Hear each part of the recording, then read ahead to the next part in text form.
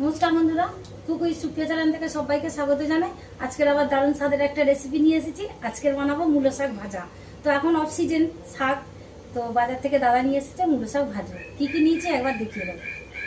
এখানে নিয়েছি শাক ভাজার জন্য কালো সরিষা, শুকনো লঙ্কা, রসুন থেতো করে নিয়েছি, আর মূলো শাকটা সুন্দর করে কেটে আর ভাবিয়ে নিয়েছি।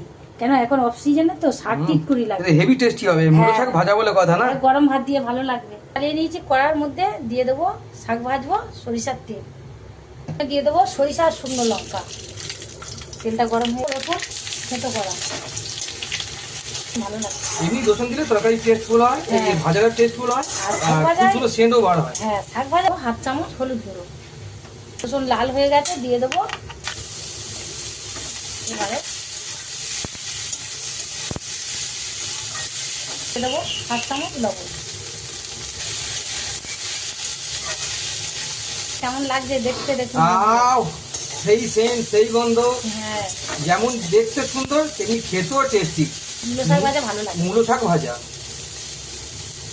কার কার ভালো লাগে করে জানাবেন। মূলো শাক ভাজা আমাদের তো খুবই ভালো লাগে, গরম ভাতের সঙ্গে যে কোনো শাক ভাজা। হ্যাঁ, বাঙালি মূলো শাক ভাজালে তো মানে এক থালা ভাত খাওয়া যাবে, কোনো কথা হবে না। দিয়ে দেবো হাফ চামচ মিষ্টি।